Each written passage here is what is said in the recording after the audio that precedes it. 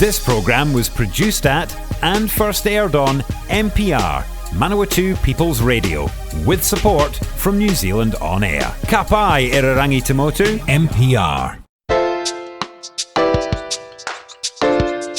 Kia ora and welcome to Reserved Recommendations. This is a show about great trash, difficult art, and our complicated relationships with art and culture. My name's Hugh, I'm the host of the show, and I'd like to take this opportunity to put in a very mild content warning for the show as a whole. Sometimes our recommendations on this show are reserved just because the thing that we're discussing is in some way not good, but sometimes there are aspects of the art or artist that may be confronting for some people.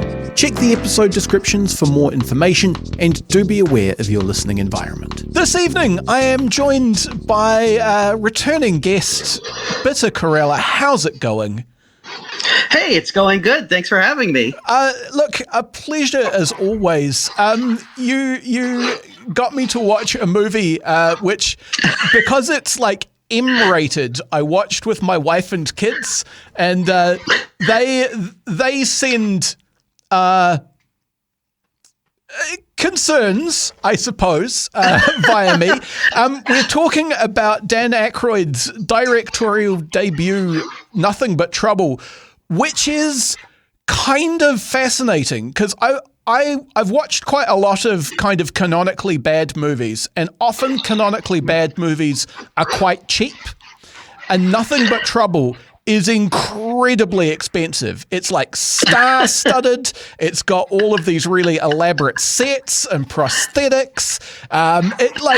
We can get into it in a more granular way, but my first thought is like, that's a lot of money on screen. It's almost like a Gremlins 2 kind of, Oh yeah, no. This movie had a fairly big budget, I believe, because Dan Aykroyd was a powerhouse of comedy back in the '80s. Absolutely. So when he wanted to make a movie, the studio was like, "Here's a Look, big pile of money." Shit, he's like half of Ghostbusters, right? He's half of the Blues Brothers. How could you go wrong? How could you? Well, it turns out they went a little wrong. Now, I think this is a fascinating movie because this is in 1991. Basically, the genesis of this movie is that Dan Aykroyd went to see Hellraiser, and he thought it was hilarious. He thought it was really funny, and he decided the funniest kind of movie to make would be a horror movie, and so he made Nothing But Trouble, and it was a huge flop. Critics panned it. Audiences hated it. I think to this day it's pretty reviled, but this is a movie that I can't help but love. Even though admitting it is not a good movie, it has a lot of problems. Oh, look, absolutely, like content warning for 90s era ghastly fat phobia. 90s era like transphobia that they don't even really realize is transphobia because that wouldn't really compute to them, I don't think. It's a rough watch in a lot of ways, but there is a lot of weird inventiveness to it. You can see, like, I guess, some of the Ghostbusters brain in there. Yeah. I mean, that is the thing is Dan Aykroyd, our high-functioning King Dan Aykroyd, wild man. He's just his, genius in 80s comedy. He gave us Ghostbusters. He gave us Spies Like Us. He gave us, Blues Brothers, and he gave us Nothing But Trouble. He is of the era because, he comes from that era of like Bill Murray, Chevy Chase, Steve Martin, and Saturday Night Live crew. And most of these other comedians, like when they were in movies, they were basically playing themselves. They had a character that was more or less them, and they always played it. And Dan Aykroyd is the one guy who every movie he is playing a different character. He disappears into characters, and I don't think he ever disappears into a character so much as he does in Nothing But Trouble. Because this is basically the movie follows. It's basically a hillbilly exploitation type film. Yeah, it's like, what if Deliverance was a comedy, or what if Texas Chainsaw Massacre was a comedy? Is maybe more accurate. Yeah. Exactly. It's very it's very Texas Chainsaw Massacre. It's basically like a Chevy. The basic plot, the capsule summary of the movie is Chevy Chase playing a shitty Manhattan banker. Basically gets lost in the New Jersey Pine Barrens and gets waylaid at a traffic stop, brought in front of a 100-year-old justice of the peace who runs basically this kind of they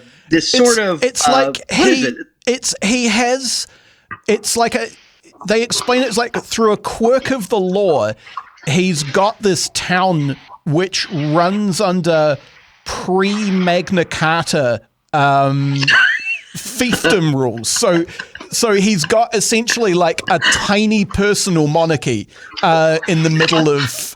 Is it supposed to be New Jersey or somewhere? My U.S. geography is bad. Yeah. So this takes place in the New Jersey Pine Barrens, which are somewhat notorious. It's if you talk about the Pine Barrens to people here, if they've heard of them, they generally consider them analogous to Appalachia in terms of backwardsness. The people who live there, the Pineys, generally are considered a little, their tooth to tattoo ratio is off, that sort of thing. Not to be classist about it. So, and that's especially like if, and even though the thing is, I've known people who live in the Pine Barrens and they're pretty normal, but this is a film. We're not talking about reality. But yeah, it is.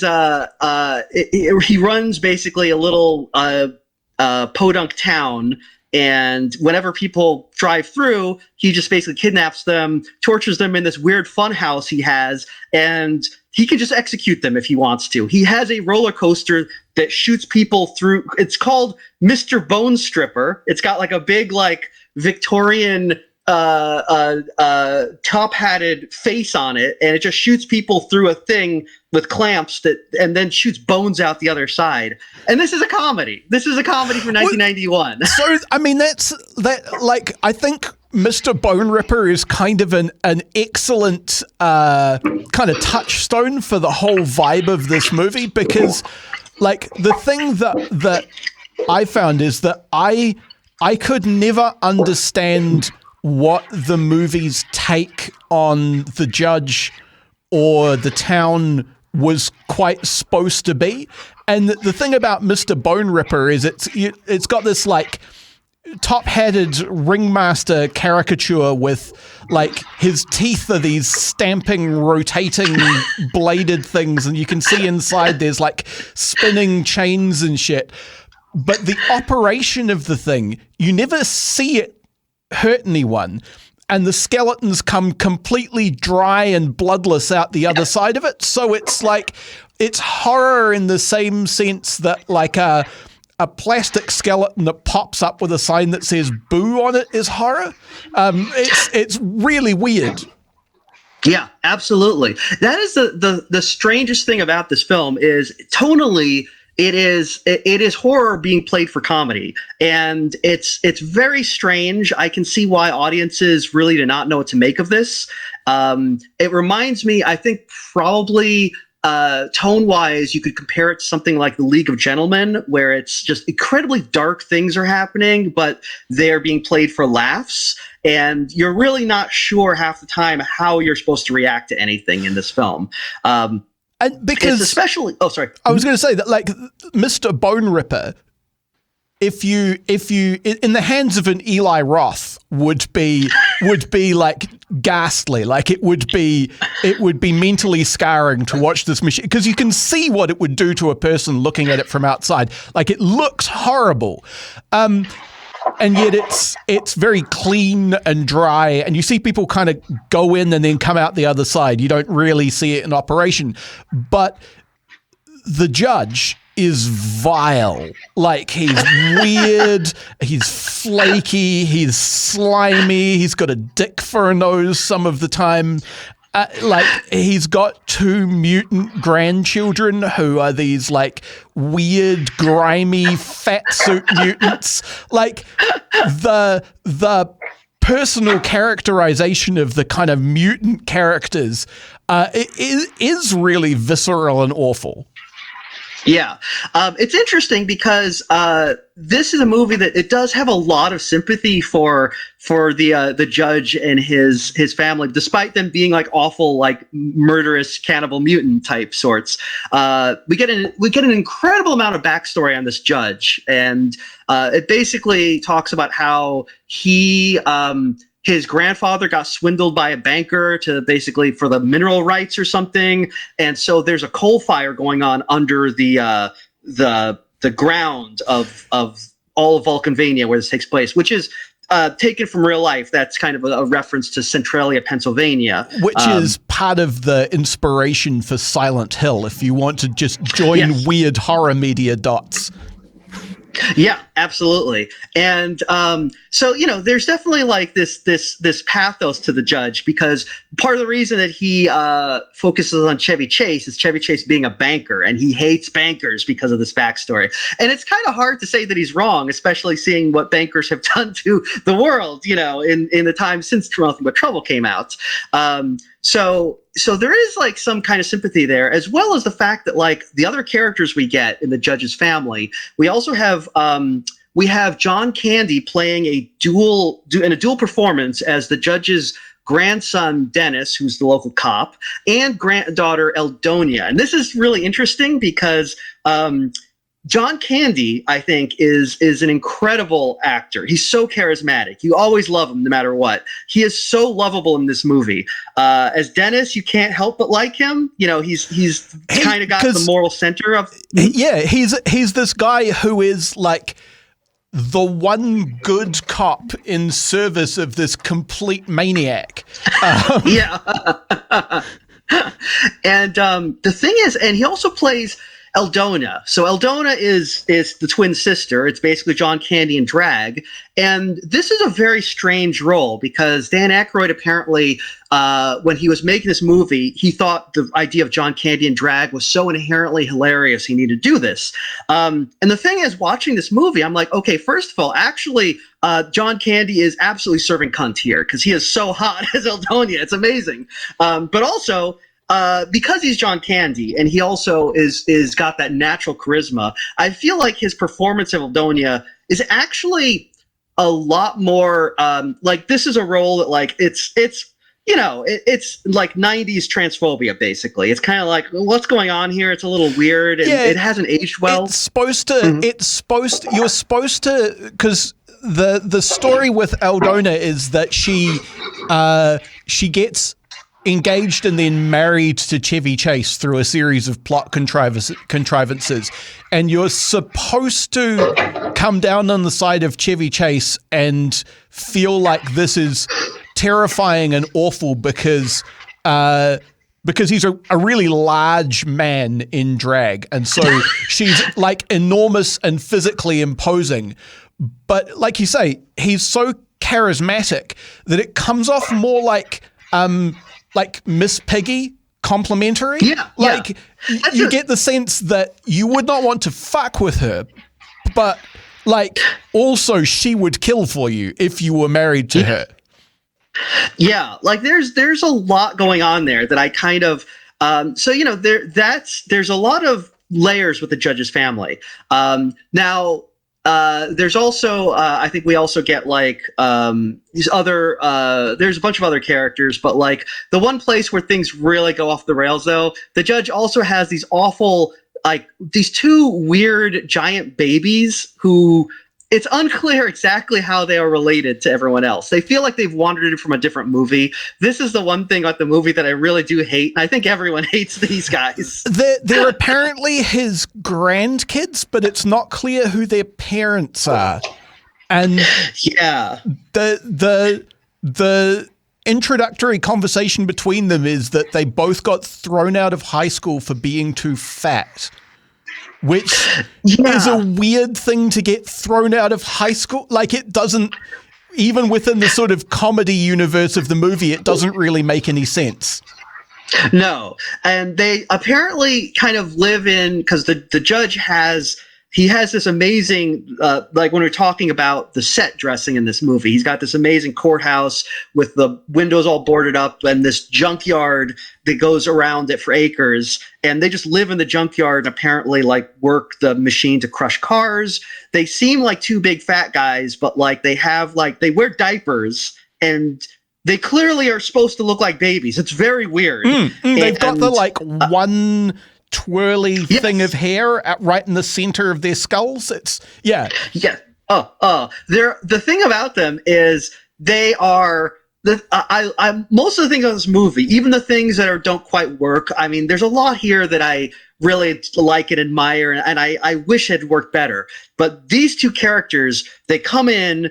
They are viscerally disgusting on a new level, even above the judge with his penis nose. I can kind of forgive that. I don't know why that's in there, but I'll forgive it because whatever. But like these two, everyone hates them. I hate them. There's this because we haven't even mentioned that Chevy Chase has brought Demi Moore along for the ride. That's so right. Demi Moore is involved in this too. Yeah. I mean, part of the experience of watching this movie with my wife was like a constant, wait, is that from her? Because people keep turning up and you're like, holy fuck, is that? And you know, like, holy shit, that is the actual Demi Moore being Demi Moore in this. Yep. Demi Moore she has kind of a thankless role. She's basically girl. But I feel like watching this movie, she does pretty good. She's a class act. She has better comedy chops than people expect.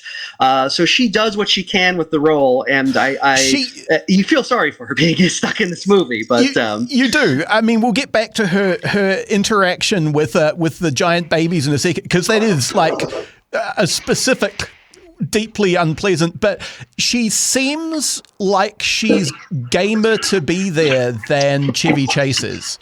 Like a big issue I had with the comedy was that a lot of it is trying to be almost like a throwback screwball comedy thing, where like Chevy Chase has a quip for every occasion, and him and Demi Moore have this, it's not like enemies to lovers, but it's kind of like long-suffering guy with kind of a brat to lovers dynamic that they're supposed to go through. And they're supposed to have this almost like throwback 40s dialogue where they're kind of sparring with each other. But he's just so limp a lot of the time because he clearly is fucking furious about being in this movie. That is absolutely true. It's funny because, like I said, there's a lot of issues with this movie, and a big one is just the fact that Chevy Chase, like most of the actors, seem like they're very game to be here. They're whether or not they wanted to be there, they were at least willing to do this as a favor to Dan Aykroyd. And Chevy Chase, the whole movie, he seems like he's got this attitude like, check me out, I'm in a movie. And it really brings things down. He seems like he is just like, you know, he seems like, you know, it's like when you're trying to do something serious and there's someone just quipping the whole time, and it's like, come on, man, you have to, even though this is a comedy, it's also a horror movie, and the stakes kind of have to be real to some degree. And Chevy Chase just refuses to accept the stakes as real in this movie.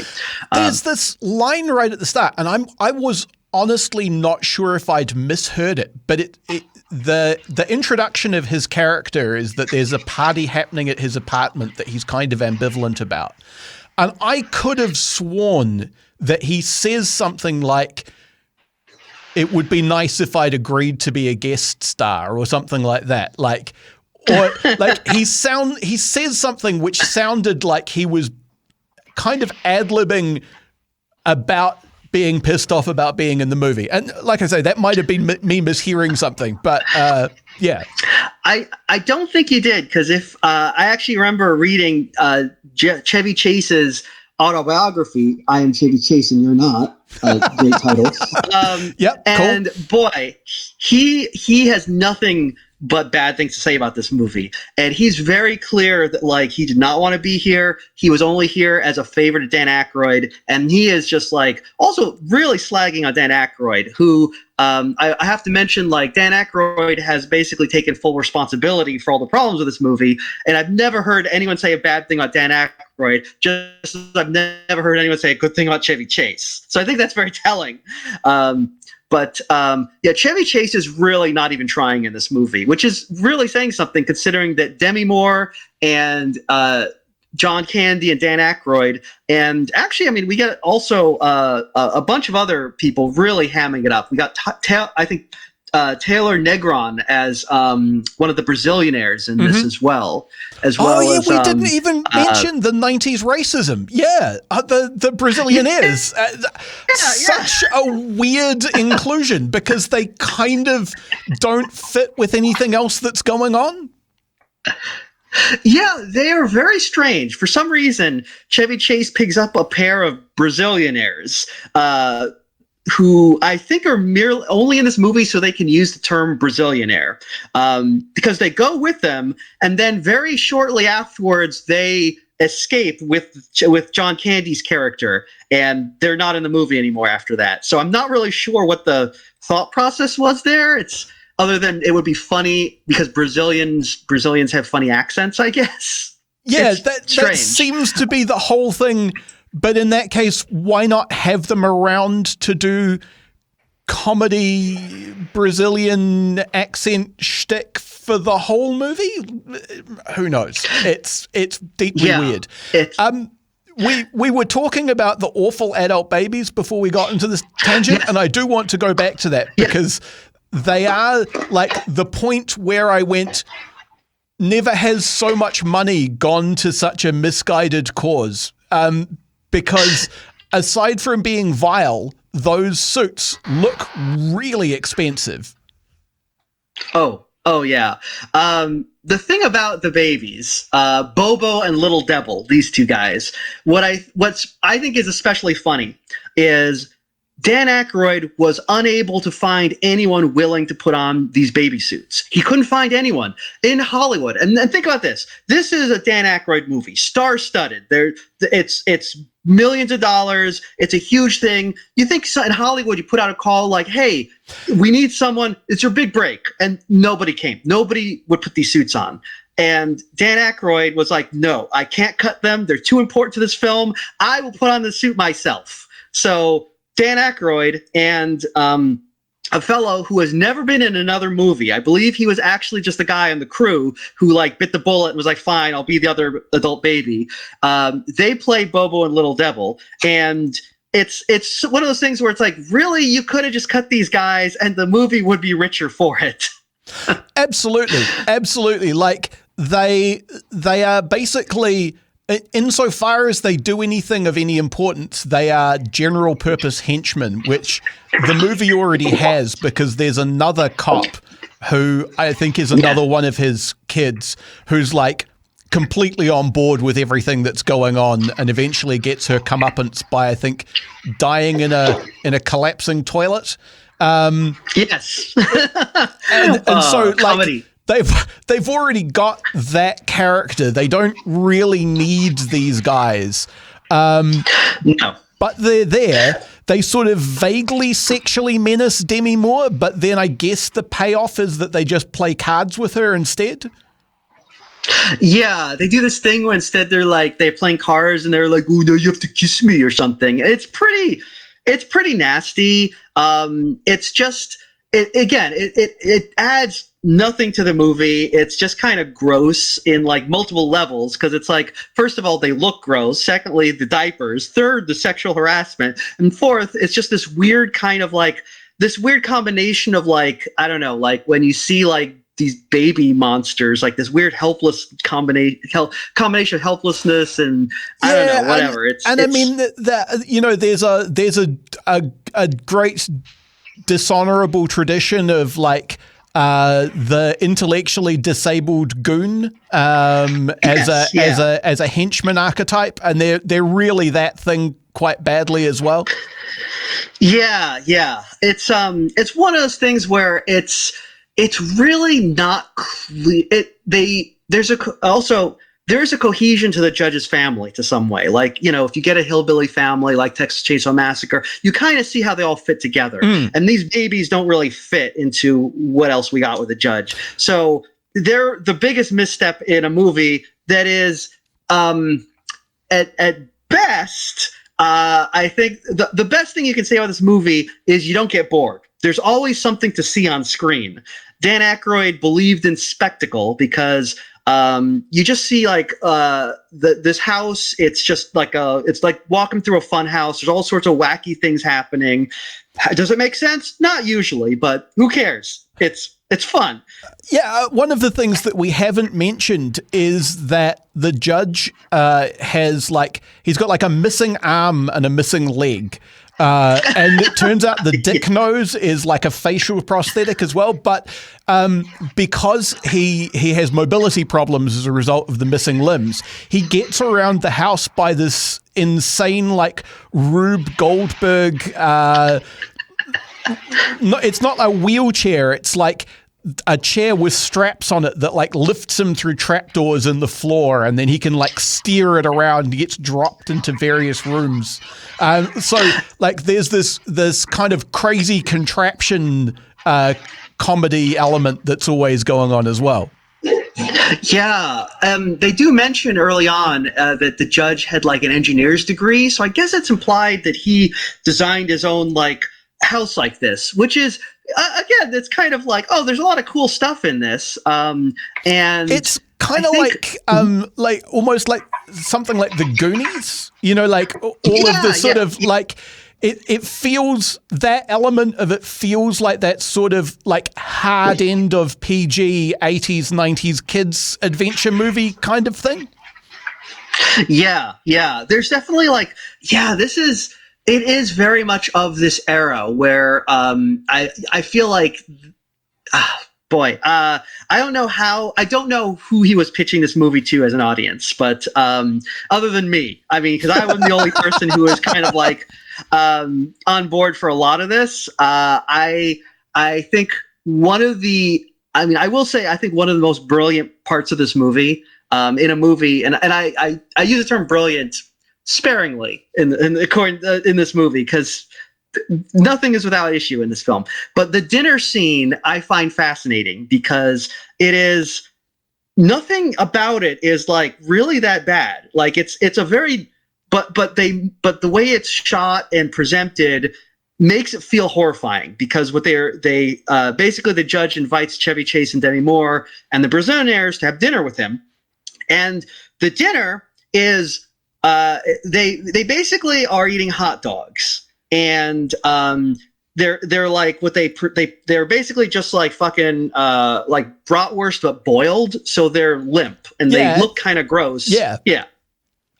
But there's nothing really wrong with them. They look a little weird, and they don't have hot dog buns. They just have slices of white bread and ants on a log.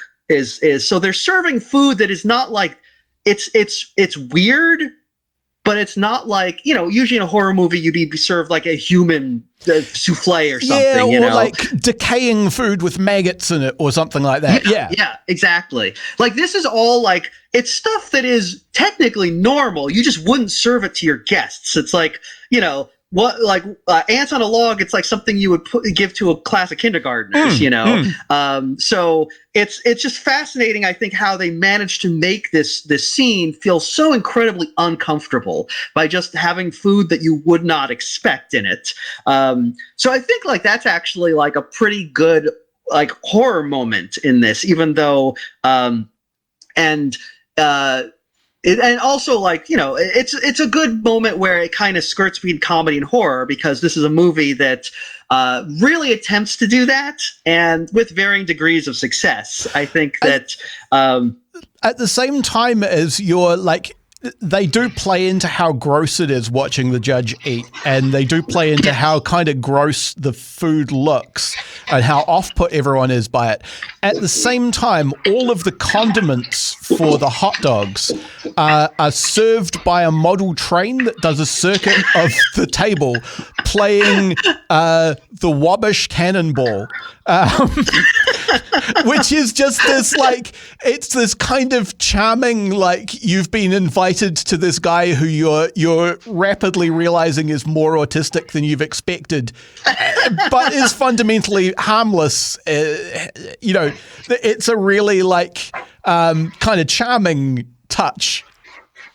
Yeah, I mean, that is the thing about this film is like it has got so much chicken fat in every scene, because I thought it was interesting because, horror movies, especially from this era, a lot of them were made very cheap because the idea is you can make them cheap and they always make money. So a lot of horror movies from this time, even the ones that are now considered classics, you watch them and they just look very sparse. There isn't a lot of money on the screen. And absolutely. This one, and you can argue that part of the thing that made the good ones from that era so effective is that they went, okay, we have $0, so let's make a lack of extras into an eerie there's nobody around, for example. Yeah. Oh, yeah, absolutely. And this one goes the opposite way. So like everything is on screen all the time. There's always, it's so packed that like half the time you don't know what you're supposed to be looking at. And it does capture a certain kind of, I don't know what you would call the opposite of horror vacui. It's just this almost a horror of like just so many knickknacks everywhere that you almost feel like it's like an overstimulation horror if you want. It's like there's a claustrophobia in this movie that I feel is very effective, and it's I feel like there's so much in this movie that I wish worked better. I feel like it's hard to say like if it could have been saved. Like watching this movie, I don't know if because there are some movies where you're like, oh, they were so close to making something great, and this one, it would have required a lot of work. They would have had to retool a lot of things, recast Chevy Chase for one thing. So I don't know if it could have been saved, but boy, they really made something. They went for the gusto, and I admire that about it. There is a lot of movie in this movie, and I think that is where we will pick up this conversation in just a second. We are at the halfway point. We do need to briefly stop for station messages, so we will be right back in a moment just after this. This programme was produced at and first aired on NPR, Manawatu People's Radio, with support from New Zealand On Air. Ka pai e rangi te motu, NPR. And we're back. You're on Reserved Recommendations. This is a radio show and podcast about great trash, problematic faves, and difficult art. It is produced by Manawatu People's Radio Te Reo Irirangi o ngā tangata o Manawatu with support from New Zealand On Air. So cheers for that, guys. I am talking to Bishop Karella about the maximalist, overstimulating horror comedy Nothing But Trouble, 1991, starring and written and directed by Dan Aykroyd. There's this thing that I've been really wanting to talk about because I think it's another thing that encapsulates everything that is both right and wrong with this movie, like from how too much it is and how star-studded it is. This movie has motherfucking Tupac Shakur in it.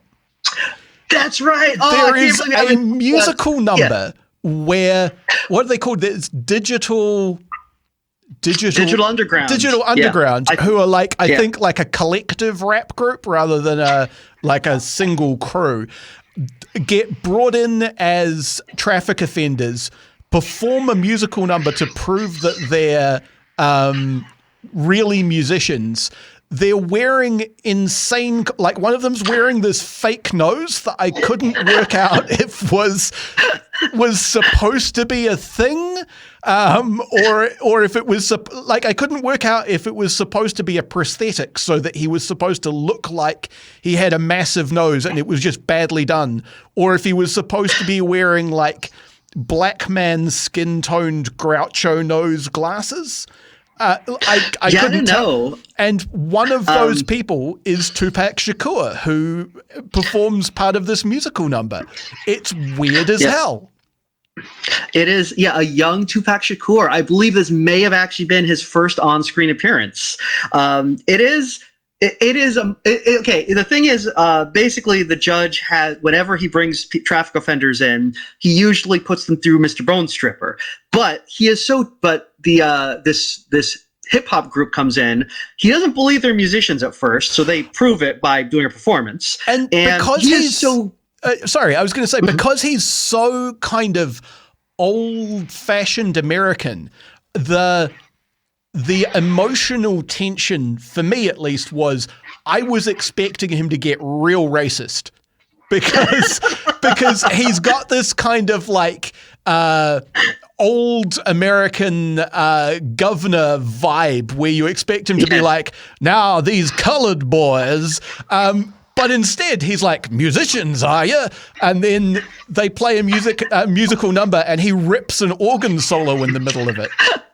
He is absolutely charmed by these hip hoppers. It's great. It's actually, again, like I said, this is a movie where you watch it and it's hard to. We are supposed to sympathize with Chevy Chase, but at every turn, the movie is just presenting us as the judge is like really the most likable character on screen. And this is also kind of an interesting thing. I don't know that like. I think this is also says something about Dan Aykroyd because between this and Blues Brothers, Dan Aykroyd just, I don't know how to describe this, but he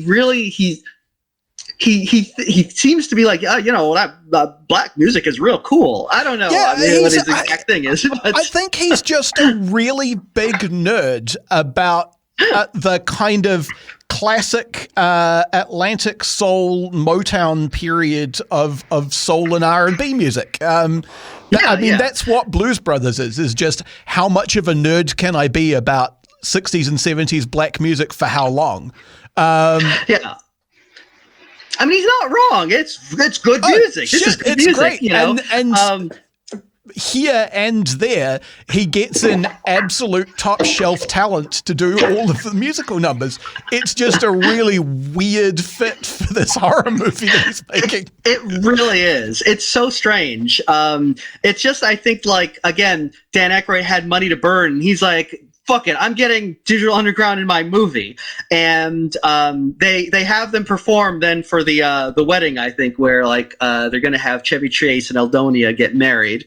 Though that's, again, I think we mentioned that. Did we even mention that Chevy Chase and Eldonia are getting married in this? That's another subplot. No, we did. It's like a plot point where I think Chevy Chase sees that he'll get more freedom if he's married to Eldonia, so he goes through with the wedding. Yeah, it's a little strange because first half of the movie, the judge hates bankers, but then he decides, I want this one to marry my granddaughter for some reason. It's, the plot needs something to happen, so why not? It doesn't matter. Things are going on screen. There is like... the other thing that's interesting, I think, about Dan Aykroyd is this movie feels like it has there's kind of an anti-authoritarian streak in it. There's this idea of like the judge and cops are the villains. They're abusing their power to basically just run this town however they want. But at the same time, I feel like that theme, even to the end, when Chevy Chase basically escapes and he talks to the authorities and brings them in, and it turns out everyone's in on it. They all know what the judge is doing and they love it because he takes care of problems for them. And in a straight horror movie, that would have been like a genius third act nightmare turn. Like that would have been truly, truly mind-meltingly awful. I really wish that had kind of been the ending because it would have been so dark and kind of appropriate for this film. Instead, he kind of has to pull his punches, and I guess he remembered it was supposed to be a comedy. So instead, everything starts blowing up, which is also fine. I mean, because of the coal fire. I'm not complaining about that. What really just kind of like ruins the film for me is the very last bit where Chevy Chase runs through a wall and leaves a cartoon-shaped cutout, which it was like, oh, what? All right. Yeah, it turns out that this has been a Looney Tunes movie the entire time, and we just didn't know. I think So I have this thing where I watch kind of canonically bad movies where I have like a headcanon version sometimes of the movie that they're trying to make. And I think the thing about this movie is because it's so scattered, you end up having like 5 of those or 10 of those, right? Because Yes. one of the things I found myself weirdly reminded of, and actually like weirdly reminded of by the entrance of the adult babies and the fact that one of them's called Bobo and the other one's called Lil Debble. And Lil Debble as a name for a speaking human-ish character, it's like it struck me as a weirdly like Chris Onstadt thing to do. I suddenly went, if you leant into the kind of nightmare logic, if you kept this movie a comedy, but you leant into the nightmare logic, this could be like a long arc in Aykroyd. Like these could be people that Ray encounters in Aykroyd and has to deal with. Like you could sub Ray in for Chevy Chase and have the movie happen to him. And in that kind of like heightened, odd, off-kilter universe, all the weird shit that happens would sort of make sense. Yeah. There's another also on that thread. There's another movie that came out a few years ago that I always think of as kind of a spiritual sister to Nothing But Trouble. And it's a movie called, Gore Verbinski did a movie called A Cure for Wellness. Yes. Do you know this one? Yeah. And it's very like thematically similar. It's basically about like an asshole yuppie going on this harrowing descent into the underworld, and in the final act, he fights a monster with a fucked up nose. But I think like the pairing of those two movies is like at a film festival would be like an amazing thing, because the other thing is those are both movies that are very into the spectacle and just throwing shit on screen whether or not it makes sense. Like they're just the ideas like you're going to the movie to see shit. You know, you're getting your money's worth. Yeah, no, A Cure for Wellness that is a fascinating, because it's all about the way that essentially without spoiling A Cure for Wellness, which you should absolutely watch if you are into weird horror where bad shit happens to people's bodies. The intellectual conceit, I guess, of the movie is about the way in which you can just poison rich people by telling them that something is like exclusive and other people aren't allowed to have it. And so like, its connection of kind of like wealth with stupidity and evil kind of makes, it does chime with it. Yeah. So yeah, these that is the thing about the movie. It's takes place in the universe of Nothing But Trouble is not exactly ours. It's a little bit off kilter. I just love that Dan Aykroyd kind of created the entire universe from this. He didn't like really go for like, he did not go for something that was 100% realistic. He obviously was going for something a little more cartoony. It does kind of make you always feel slightly uncomfortable at all times because you're really not sure what could happen.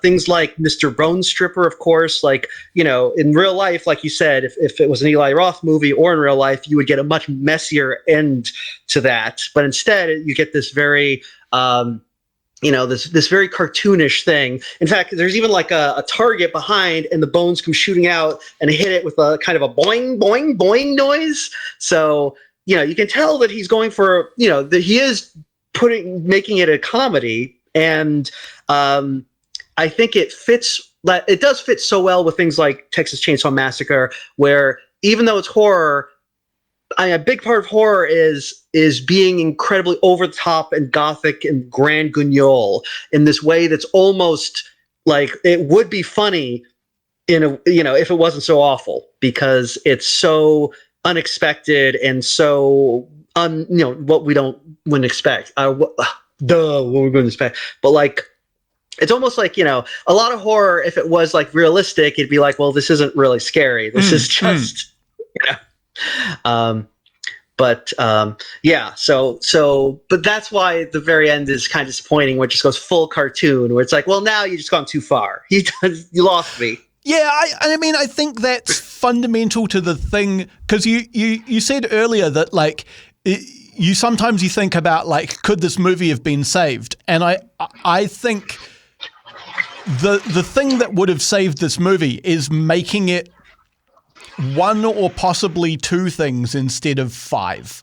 You know, like it's so maximalist, and it's so all over the place with its tone. Like, is the judge the villain? Is he actually sympathetic? Are you supposed to root for Chevy Chase? Is Chevy Chase actually kind of a bad guy?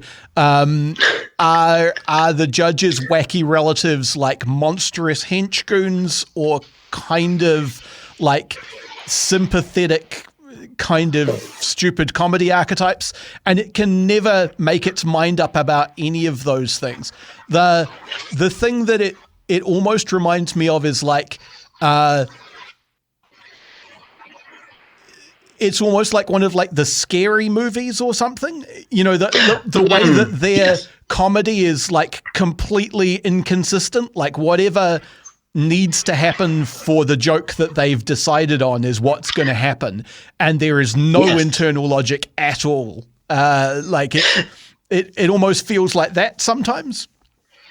Yeah, no, that's a good point, because like I think that is part of the reason why the Scary Movies, which became kind of which started out, which is a weird thing, because it starts out, the first Scary Movie was a parody of Scream, which is like, well, that's already a parody of horror movies, so it's kind of this twice removed thing, which was very odd, and it just continued to get odder as Scary Movie then just became a series of movies where they're like, we're just jamming parodies of random things together without rhyme or reason.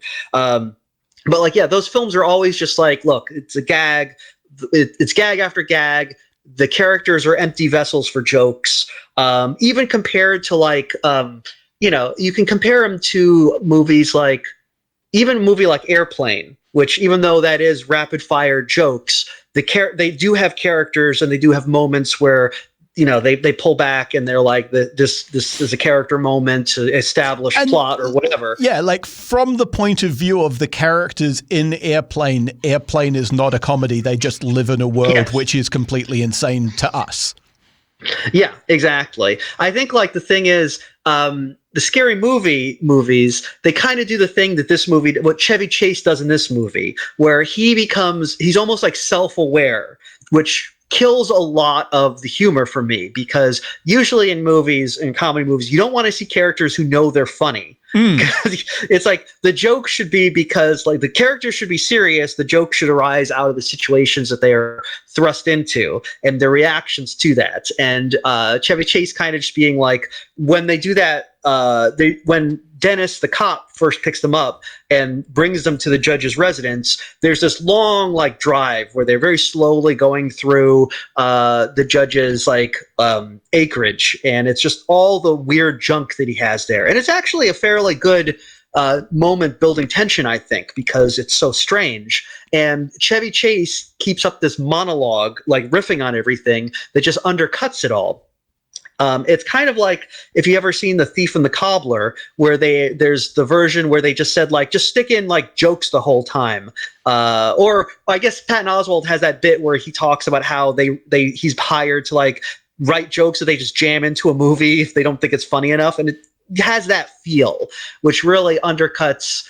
It's unfortunate because it undercuts the horror elements of the movie without really adding much humor wise. And there are like, because like when you see comedy and comedy horror, I think you see a lot more comedy horror that leans more toward the comedy end. Like obviously movies like, oh God, I'm gonna say, what is it? That awful movie, Saturday 14th, or Transylvania 56210 or whatever. Love at First Bite, though. That's a good one. But these are all movies that use horror elements, but lean much more towards comedy.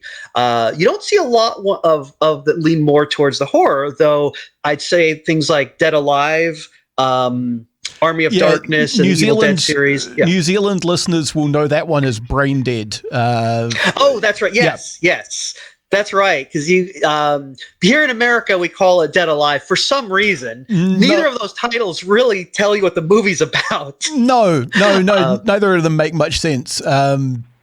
Yeah, though I think I would say if you want like Happy Death Day, maybe leans. It walks that line a bit closer, because towards the end when she works it, so really short version.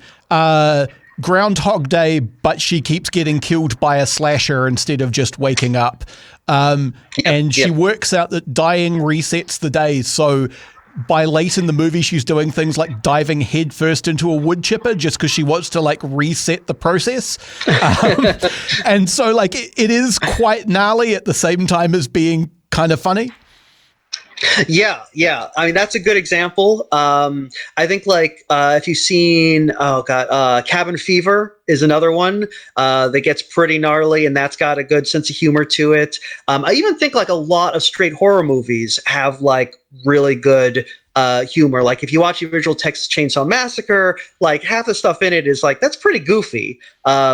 And probably one of the funniest, actually, I will say, I will die on this hill, one of the funniest jokes that I have ever seen in any film was in The Ring, another Gore Verbinski joint, where the guy is buying cigarettes and the woman at the counter says, "You're going to die," just totally deadpan. And he's like, "What?" And she's like, "Because the cigarettes." And it's like, it's a great joke. They just like slip in there in a movie that is like almost like it is so dour otherwise that like that joke like just completely hits home.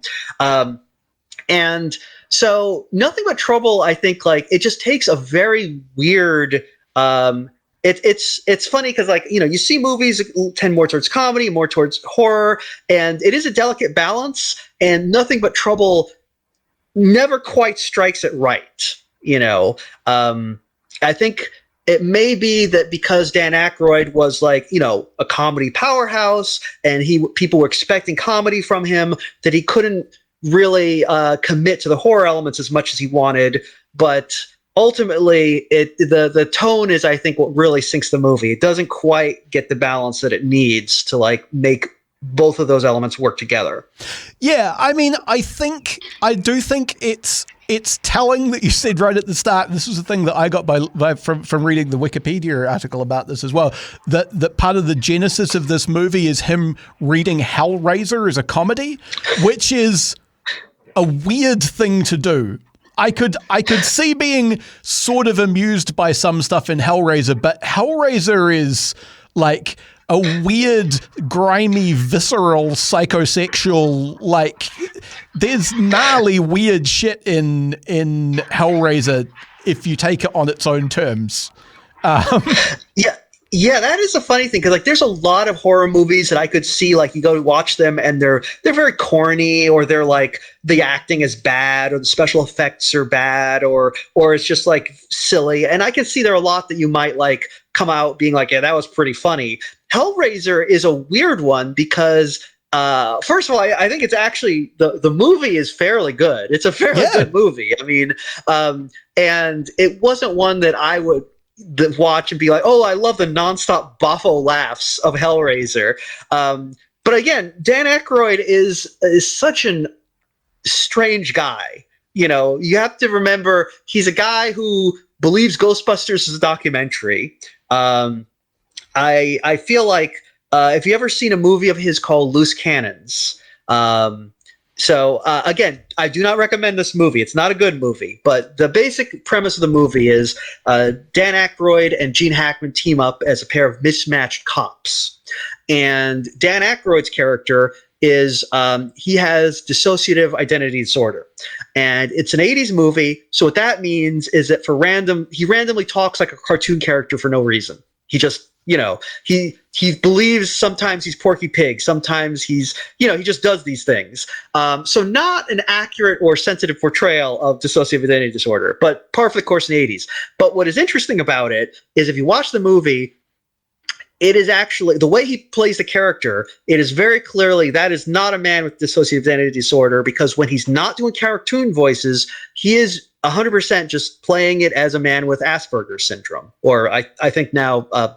I think now you just call it's just autism. Yeah, you talk about I think levels of autism right. in terms of like levels of support needs or something. I'm not 100% clued up on it, to be honest. But yeah, but yeah, I'm as well. But it's what you would have called Asperger's syndrome in the past. I believe now, like I've heard it called high functioning autism or just autism or whatever. But it's very obvious that is how he's playing the character, and I think that is probably Dan Aykroyd's most personal role, because he is a guy who does disappear into roles very easily. But when I saw this movie, I was like, I feel like that is Dan Aykroyd basically playing himself, because his interaction with Gene Hackman, it's very obvious he is struggling to connect with Gene Hackman playing an holistic person, and they're just not gelling. And Dan Aykroyd has this deep pain about not being able to communicate in an effective way with his partner. And so what I'm saying is I think Dan Aykroyd has a very unique way of looking at the world that comes through in a lot of his films. And that might be also why he thought Hellraiser was very funny, whereas most people would not have that reaction. But his sense of humor also, like, he's also a guy who I think he's like, his thing about, like, what is it? He's always selling Crystal Skull vodka. That's his big thing, I guess. I'm not sure what the deal is with that. I guess it's a good vodka. I haven't tried it, so I can't really say. But he really believes in the product. Yeah, look, I mean, it's a fascinating look into the guy's mind, because I guess a key thing about successful Dan Aykroyd movies is that he's usually paired with somebody else. He's not the sole writer he's one of the writers on Ghostbusters, but he's not the only one. He's not the sole person behind Blues Brothers. It seems like he's a guy who works well with a sort of a tempering force. And when you don't have that, what you get is nothing but trouble. Yeah, that's true, because there are a lot of great artists who produce amazing work when you keep them on a leash. You can look at Terry Gilliam movies, and very often they're like amazing pieces of art. But when you let him do whatever he wants, you get Man from La Mancha or whatever. Or have you seen? Is it called Tidelands? Oh yeah. Boy, that is a conversation that we do not have time for, but that is just unfiltered Terry Gilliam, and it is a strong and strange brew. The best thing about Tideland is when we watched it, like, there's a little when he put on the tape, Terry Gilliam came out ahead of time and said, like, I really hope they'll watch this movie to the end. And I was like, that's not a good sign. That's not a good sign when the director is begging you to finish the movie. So no. Yeah, like I say, that is not a movie that we have time to go into. Content warning for people who even want to look that one up. Really, it is. There is some tough stuff in it. Yeah. Yeah, but no, definitely. And Dan Aykroyd is similar in that, like, yeah, because this is a movie. I don't think he didn't want to direct it, from what I understand. They couldn't find anyone who was willing to direct this movie, so he basically stepped in, and this was his only movie that he directed. I actually believe that this movie kind of killed his career. I mean, he's obviously still a fixture in Hollywood. He's been in the business, but you really do see, like, if you look at Dan Aykroyd's career prior to Nothing But Trouble, Blues Brothers, Ghostbusters, Spies Like Us, The Great Outdoors, string of great comedy hits. After Nothing But Trouble, you don't see that many. It's definitely, he kind of became somewhat of a persona non grata, I think, even if he wasn't outright blacklisted for this. But I think it's unfortunate, because this is an amazing vision, and it is flawed, but I think that it's worth giving a chance. I think that it's a movie that like has so much going for it that you can't help but be fascinated. I'll say this, like I'm the only person I think who's like, I think the only people I've ever heard who like this movie, it's me and Matt Christman of Chapo Trap House, the only people who apparently are like singing this movie's praises. It's good. Look, it is an utterly fascinating nightmare of a thing, and while I could not say that it was good, it was really, I was never bored, and it was really interesting to see what he spent all of that money, because every single dollar is on screen. He was not embezzling it and shoveling it up his nose. He was he spent everything making that movie what he wanted, and it's very weird. Look, sorry. I was gonna say, no, like this movie, it's got everything in it. It's got so much. I know, like it's funny because I spent the last hour being like, oh, it's not that good. It's got a lot of problems. And then because I'll say this, I wrote a book. Now I'm going to shill my own thing and be like, let me tell you.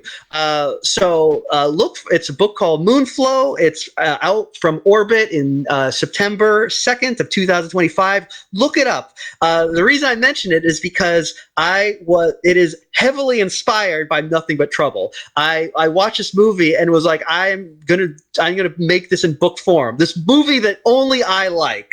This is a great move as a writer. But I wanted to kind of capture that Grand Guignol feel that he has here. So amazing. Well, look, I was going to say plug your shit. So well done having done that. Good work. Tip for New Zealanders. I don't know if it works the same in America, but in New Zealand, if you request a book from your local public library and they don't have it, and enough people do that, that's how they make their purchase orders. So you can actually get this book onto the list of books that public libraries in New Zealand will buy by going and bothering them about it if you want to. So consider doing that. If you don't want to buy it yourself, consider bothering your public library to do it for you. You should absolutely do that. I mean, why would you buy it yourself? I mean, don't spend the money. Get the library to do it for you. It's a public resource. It's there for you to use to get a book, to read it. I mean, that's what I do. And tell your public library, ask for my name. I want Moonflow by Bitter Karella, the book about a trans shroom dealer getting lost in a haunted forest and running afoul of a cult of lesbian separatist hippies and their bound fungus god. That's the book I want. And Moonflow. Look, here is the thing.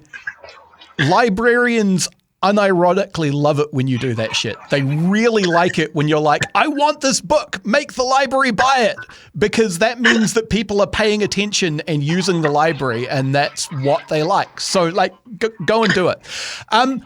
Uncharacteristically, I have a thing to plug as well. I mentioned it a bit on minisodes. I've been working on an album of very chill, floaty electronic music. It's good for writing too, if you would like that.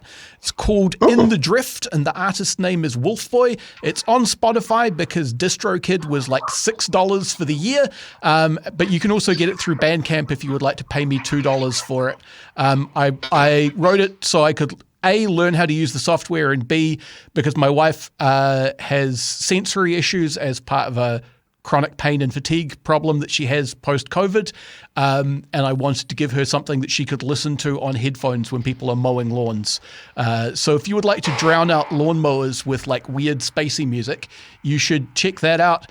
And also check out the album art. My kid did album art for me. She's 13 and it's really cool. Yeah. Oh, cool. What was that name again? So the artist's name is Wolfboy and the album is called In the Drift. If you go to wolfboy.bandcamp.com, that's the prime place to get it from if you would like to pay $1. Otherwise, it's on DistroKid, so it's on all of the streaming services if you go find it there. Awesome. It sounds like good stuff to write to. Well, I hope so. Thank you so much for coming on. And just, again, people go check out Moonflow. I'm going to see if I can get it through the ebook apps for the library. And if not, I might spend money on it. Thank you so much for coming and talking. Yeah, thanks for having me. Always a pleasure. You've been listening to Reserved Recommendations, a radio show and podcast from Manawatu People's Radio, Te Reo Irirangi o ngā tangata o Manawatu. The show was produced and presented by me, Hugh Dingwall, and I also composed our theme music. It's called Sack Jazz, and you can find it at wolfboy.bandcamp.com. If you enjoyed this show, why not go ahead and share it with a friend? You can find the last 10 episodes of this show at npr.nz/show/reserved on Spotify, Apple Podcasts, or wherever else you get your podcasts. If you want an episode older than that, try searching for Reserved Recommendations on YouTube. You can find me at Objective Reality on Blue Sky, or send emails to objectivereality@gmail.com. You can also follow Reserved Recommendations on Facebook or Instagram. And finally, Manawatu People's Radio is a non-profit community access station. If you like this or any other piece of their fine audio programming, why not fling them $1 or $2? You can go to npr.nz/donate for more information on how to do that.